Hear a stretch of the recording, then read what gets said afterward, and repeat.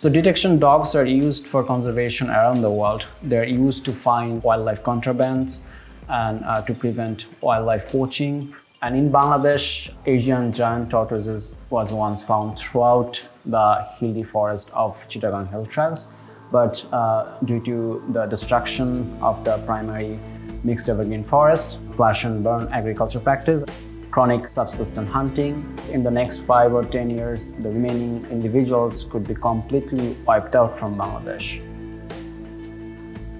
So finding tortoises is very difficult in the forest.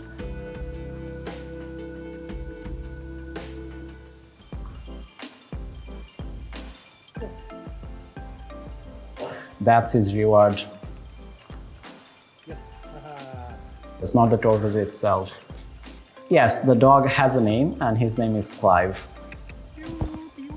And I've been getting those videos since Clive was just 8 weeks old, and I'm hoping that we'd be able to bring Clive to Bangladesh, help saving tortoises.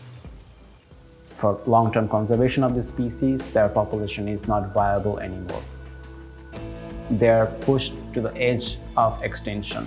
I feel angry, I feel frustrated, I feel extremely sad because they are such an amazing and unique species and they have all the rights to exist as much as we do.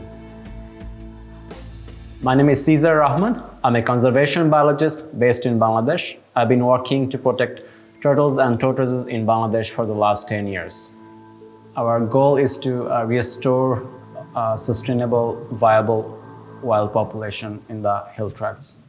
The Asian giant tortoises are one of the largest tortoises in Asia. They grow up to almost 30 kilo.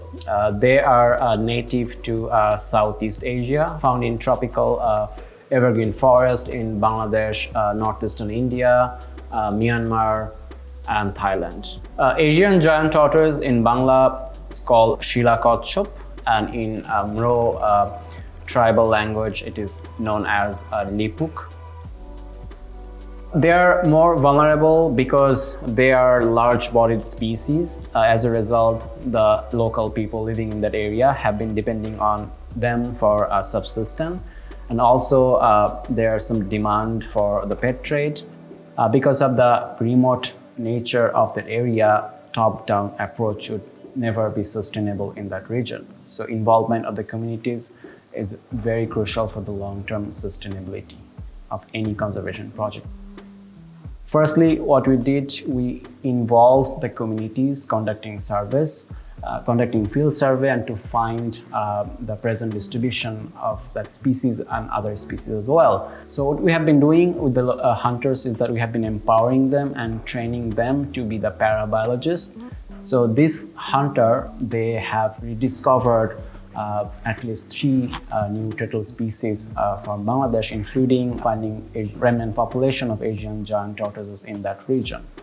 When we found out they're so knowledgeable, we are providing them with basic training to conduct ecological surveys, camera trapping, radio tracking, and these people have transformed as conservationists and they have become the ambassador for conservation in that region.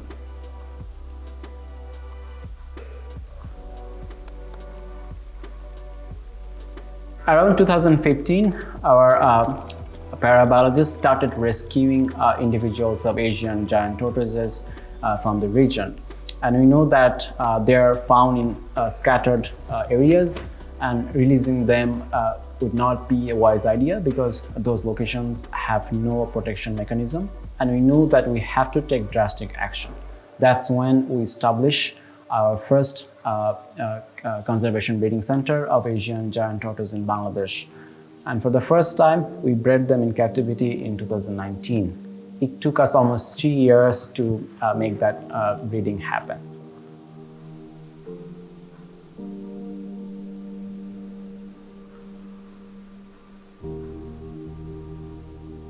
It was an exciting moment for us. In the first year, 46 hatchlings were born in captivity, and this giving us new hope for the survival of the species in Bangladesh. There is a particular one we call number 16. So she is doing very well She's growing fast, and I have a high hope for her that she would be able to make it in the wild when she is released. This is the whole new generation of Asian giant tortoises, and this is probably the largest remaining population of Asian giant tortoises in the country.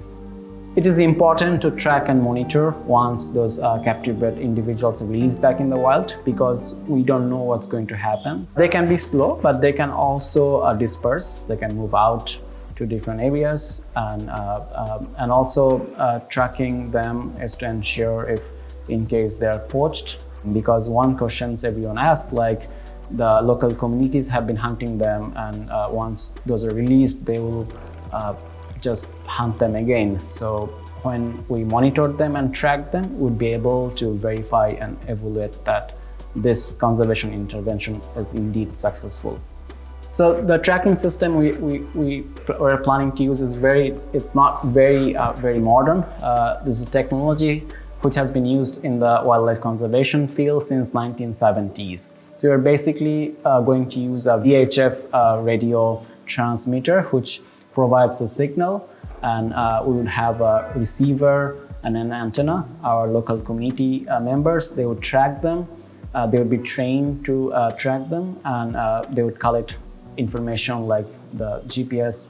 We also need to know down the road in the future whether the species are breeding. Radio telemetry has certain limitations.